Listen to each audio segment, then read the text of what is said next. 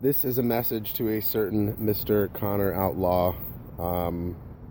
Going to throw this directly at you because I feel you can weigh the gravity of what I'm saying and based off of our prior experiences at Imagineering, sitting down, creative brainstorming. Pardon me. You said recently that, let's whiteboard and brainstorm. Let's continue to have these conversations that you believe, as I do, in the success of a podcast between the two of us, discussing a range of issues from the creative to the political and ideological. I have talked and rambled a lot about the Star Wars reboot, but I want to cram the story into the brevity of 5 minutes, and I'll start at the 1:30 mark and go till 6:30 and tell you from beginning to end the entirety of the Star Wars reboot, and you tell me whether you would watch it on the screen or play it on a console. Based off the story and how a game would work, the mechanics and the storyline thereof has been chipped and thrown out a little bit. So here we go. The galaxy that we know and love is fleshed out much more fully in the reboot to cover the great range of species, sentient life, and the presence of the Force throughout the galaxy. Now, all of the intelligent civilizations that have risen on one planet or another have, over the course of thousands of generations of collective lifespans, each of these planets comes to a population point and a technological point where they can reach outside their own terrestrial bodies, and over so many millions of years of development with intelligent humanoid or recognizable intelligent life, as we would classify it, is populated throughout this massive galaxy. These endless systems of planets, cultures, populations, and they're all represented in one governing body that looks at policy and focuses on the intervention in positive means with intelligent life when it is discovered.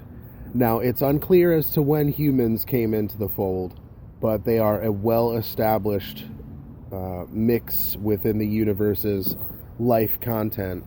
And, pardon me, my goal is to showcase, with Padme Amidala at the front, a Republican Senate made up of all of these tens, hundreds of thousands of intelligent species gathering together to decide what's right in the galaxy. Now, for 10 years, not Sith, but Dark Jedi, who have seceded over generations and generations to form an anti-council for the Jedi Council that serves as their main enemies.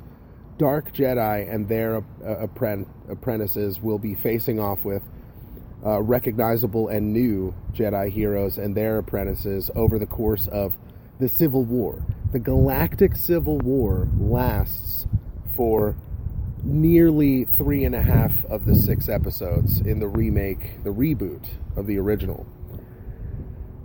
The differences in plotline are clear in that the first movie focuses entirely on the wide breadth of arenas in which this war takes place and forging both new and more epically envisioned existing character stories for each of these icons and newbies, new faces that are going to become just as lovable and remembered as the originals. My goal is to showcase Anakin Skywalker first in the latter third of episode 1, and he does not come in as a child. We don't learn of his past. He is a 17-year-old mercenary who has been getting a lot of hype, a lot of rumor talked about him, a lot of praise, and is sought out highly for his skills, not just as a general mercenary, but as a master of technological acumen with droids, starships. He's an excellent pilot, He is deadly with all ranges of weaponry. He is extremely intelligent, charismatic, wise, and cunning. And he interfaces mostly and works for the Separatists once the war has broken out in earnest. Again, I got away from it, but the Dark Jedi Council has been planning this. Now, the focus on the prophecy and the Chosen One element is that Anakin Skywalker is not told of the prophecy and that he is the Chosen One that was foretold. He learns of this prophecy concerning a great polar shift in the set and the flow of the Force and all of life. And at this time of massive change, one would appear that embodied the Force, that embodied the creative awe and power of the Force. He is the Chosen One, a boy child, right? Born in the galaxy, and will herald with his actions the time of the great shift. Now, the Jedi Council and all of its wise elders, this is going to go beyond 5, but just deal with me. I think we're on a good roll here, bro. He escapes from slavery, where he is a slave with his mother on Tatooine in the classic setting. She gives her life and her body to protect him throughout his entire 9 years that he is a slave. She keeps hands, eyes, and attention off of him by sacrificing everything about herself. And finally, when the opportunity comes as a blessing in disguise, where some fiends come in, new management comes in, and they beat her and throw her aside when she tries to stop them. And they come for him because they're predators, man. They're Chris Hansen bait. And Anakin, who is extremely powerful and intuitive and quiet in his time, where he just observes the world, he sees the construct of the world through the Force much in a similar way to the One, a la Matrix. No ones and zeros, no scrolling binary, but he understands the nature of things and can interact with the physical world, the inanimate world, and the living world in turn in different ways that he cannot necessarily control. Now, we see this briefly in episode 1, and I think it's the first scene. Give me 10 minutes, and we'll show the montage of his sad slave life and him being cold and removed during it all. And then when these dudes come for him, he crumples them, he force implodes them, and without saying a word, makes a break for it. He looks at his mother, he goes to help her first, and she does say, "This is what it's all been for, you should be running already.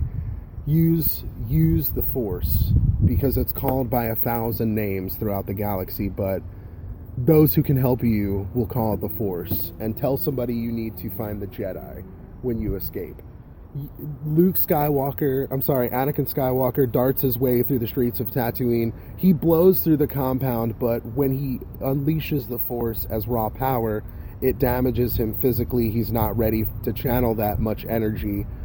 And despite his intuition, he can only fight off half the people. He's got a dip. He uses wit and intellect. You see his mind working as this little boy, right? And I'm thinking, for his physical look, I just want Anakin Skywalker to have stark blue eyes, right? And he's got to be white. No Hayden Christensen, but it's based on the acting ability, not the name nor the prior reputation when it comes to casting these people. And he escapes the compound. Now, I want to say these are the huts. Okay, so it's hardcore shit.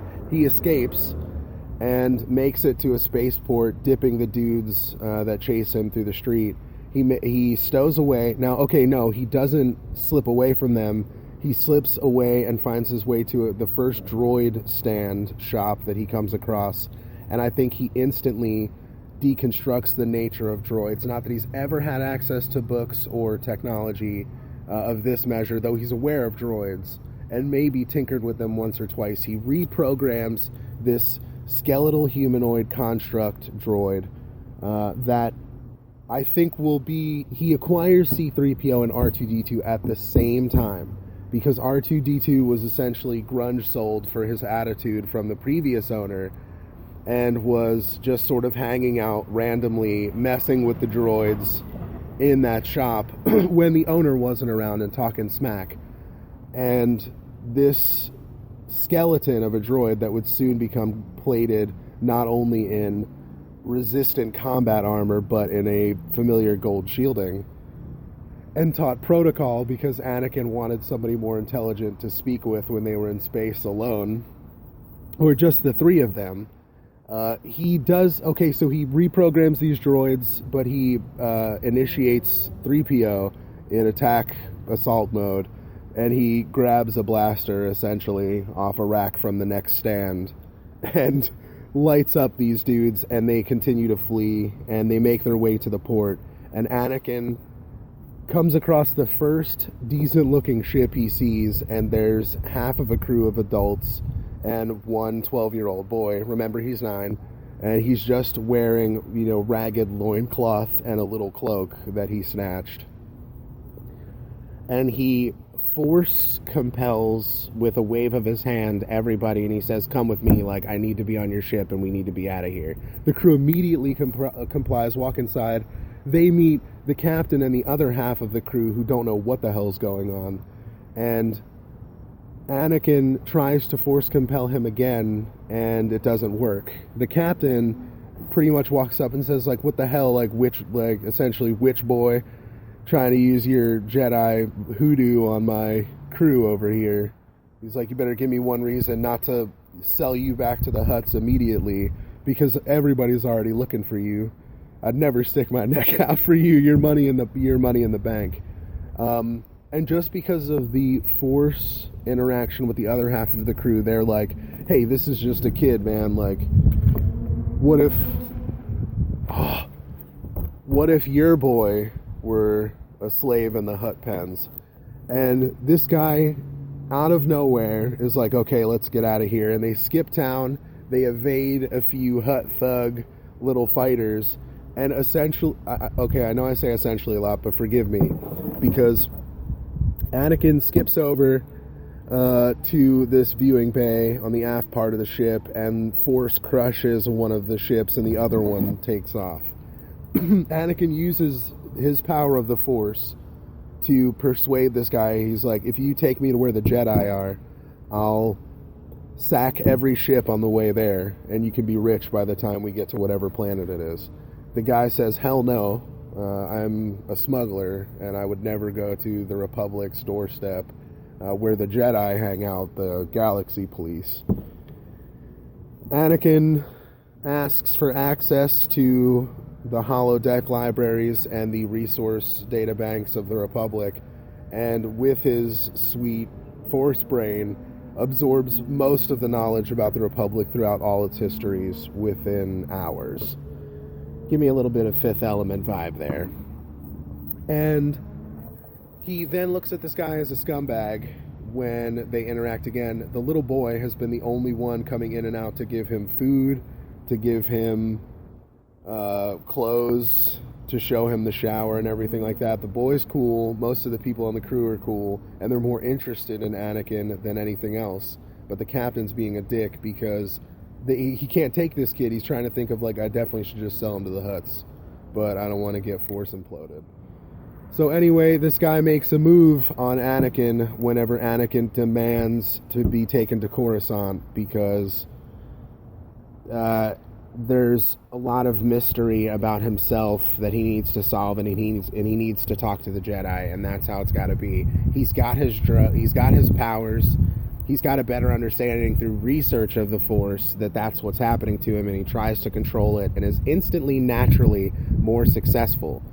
But the guy isn't down. The guy pulls a blaster on Anakin, and the boy guns him down.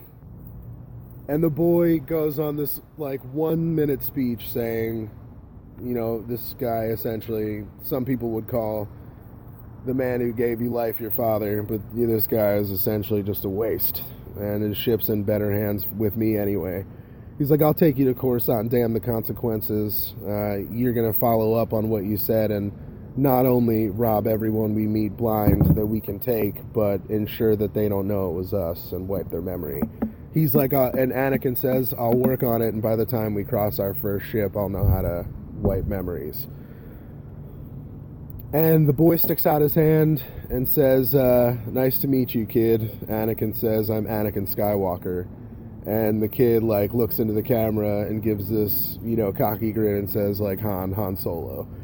And then rolls the credits for the movie, and we move from the battle, and again, all that time is lost from his escape and eventual time as a smuggler, and meets up with the Jedi only because he gets closer, and everybody talks about the Jedi and how they operate, and they're like, hey kid, if you're really a Jedi, you have to live in this temple, you can never leave, you have to follow all their orders, and Anakin naturally is averse to that, which we know, which is the seed of the real Darth Vader.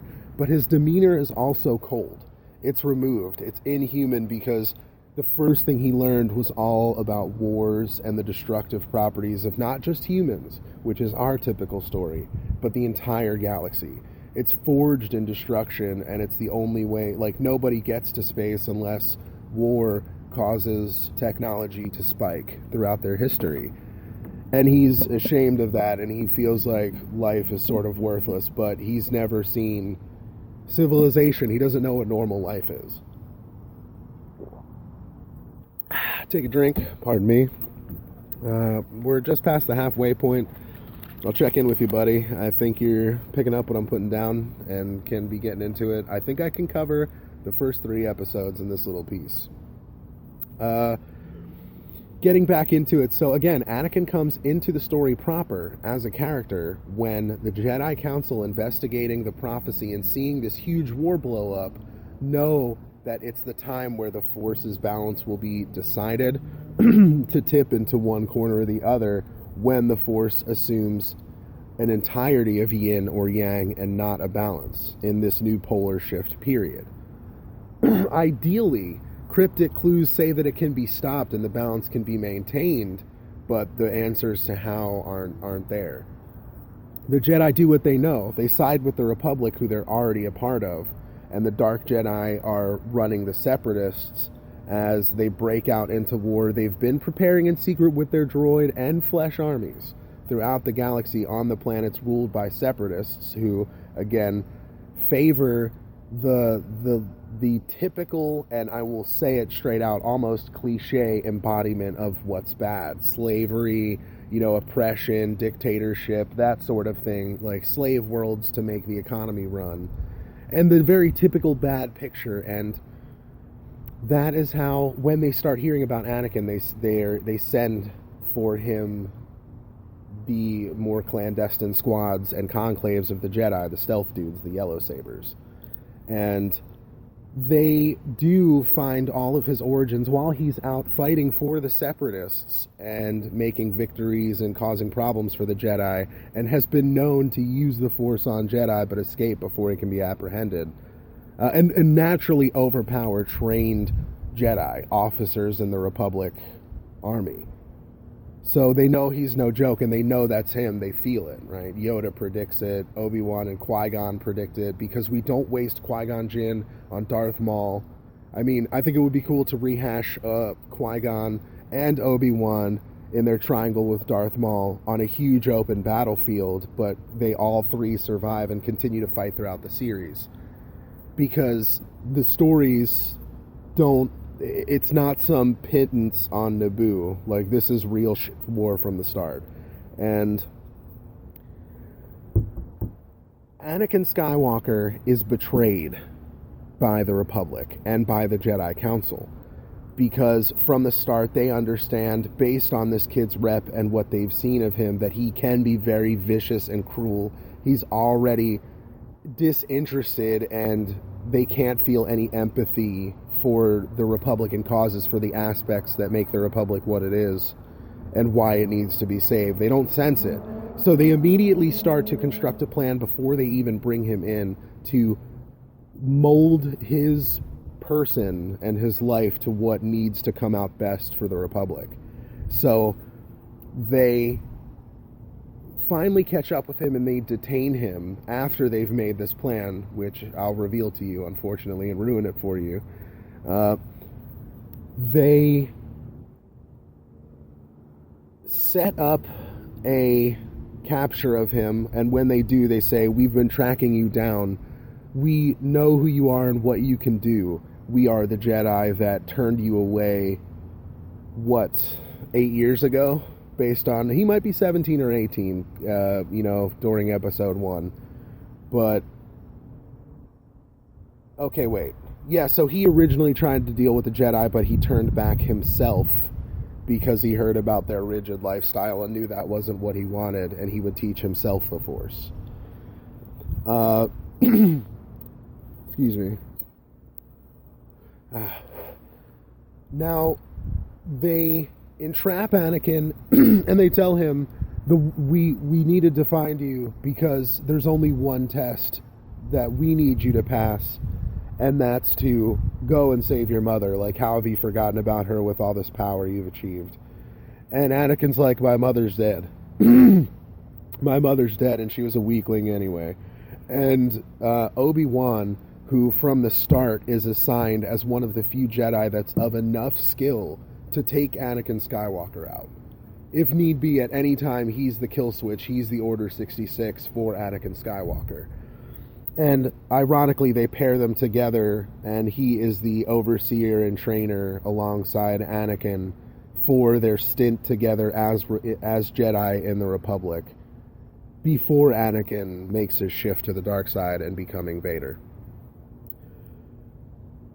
They bring him to Tatooine to free his mother, and they have arranged for a series of mind-manipulated people to deny Anakin his claim to freeing or buying his mom, to be total assholes, to shut him down, and also to become violent at the right time when Anakin is pushed to a point of anger, frustration, and outpouring. When this happens, Anakin's mother is murdered essentially right in front of his eyes, and it drives him to a snapping point. Not in the way where in the originals it's wasted and he kills a handful of sand people and cries about it afterwards with his mother's wrapped body. No, like, he loses it, and he slaughters hundreds of people throughout this Hutt compound. And I think Jabba the Hutt plays a role throughout the story, but there are other Hutts, and I feel like Anakin should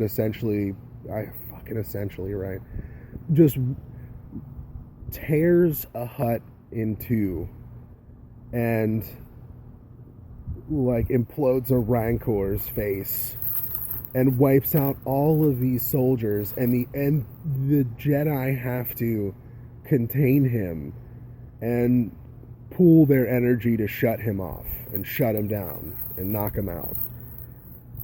Thus starts this relationship with Anakin and the Jedi, where they explain to him in an almost Sidious-like manner that he, like, the key to doing anything and being the chosen one. They reveal to him that he's the chosen one and tell him that he's got to focus himself on what's good, but he has to learn, he has to go to the Republic. He'll never know about the good part of life if he doesn't experience it, and his great power was meant to save it. And Anakin goes, he puts his trust in Obi-Wan because he uses so much focus to search Obi-Wan's mind, but it's a steel trap. It's a steel trap, man, and he projects what he wants Anakin to see, which is honesty and true compassion. So Anakin becomes Jedi Knight Anakin Skywalker, where he racks up a crazy amount of accolades, victories, and he becomes much more compassionate person and is able to really put aside he masters his greed, his lust, like all of his overbearing ambitions and his drive to be something great and achieve a destiny. And it takes a second seat as he naturally becomes the poster boy for victory in the war effort, and he pairs perfectly with the similarly aged and politically outspoken senator slash princess Padme Amidala. And they make a perfect pair, and they do have a true passionate romance, which audiences would love more than the watered down bullshit that I think we got in the originals. Now, they birth Luke and Leia much sooner, because as we have moved into episode 2, showcasing Anakin Skywalker and the Jedi Council winning against the Dark Jedi and the Republic pushing back the Separatists, thus enters the conflict then of the Dark Jedi, who Anakin continually meets on his own, and they're like, you have no idea, you're wasting yourself, you are wasting yourself, look at you with your pretty girl and your pretty twins and your fucking shining Republic armor. You like, what a pitiful waste of what could have been an incredibly epic destiny. And they begin to break him down mentally and drive him to be more open to the dark side. And the more ritual and ancient dark side knowledge that he discovers on his own, much like the Force in general for him, he's allured by the power of it. And the Dark Jedi strike in the last third of episode 2.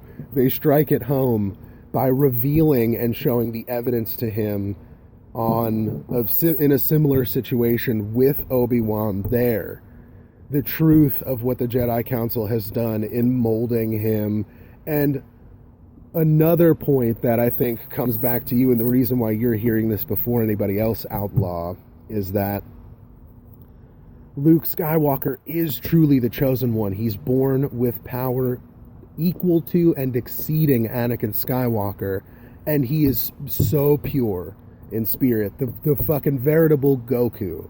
The only one that could sit on the cloud and fly, because he was born with a true love of life and had the willpower and the Force intuition to stay it. Anakin realizes this the moment that Luke is born, and not just the Dark Jedi, but this rising feeling in himself of jealousy and regret that he wasn't the chosen one and that he truly didn't have a destiny. He was just powerful because he was the father of the chosen one, and that Luke would decide the fate of the galaxy and not him. When the Jedi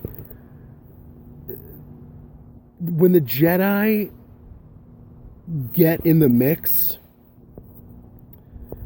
okay, great. When the Dark Jedi get in the mix, it pushes him over the edge, and he essentially meets with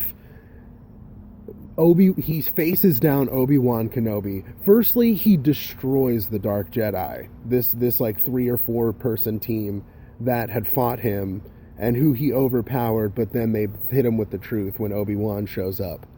And he knows it to be true. He understands that it's true, and Obi-Wan drops his mental safe, lets Anakin know, because there's no going back. Anakin's eyes almost instantly transition into that molten orange, and he's overflowing with anger, hatred, frustration, all this negativity, and all this absolute rage. And we see him letting go, like, not DBZ in a hoaxy way, but just unleashing powerful waves of the Force through his own emotion, and just materializing this energy.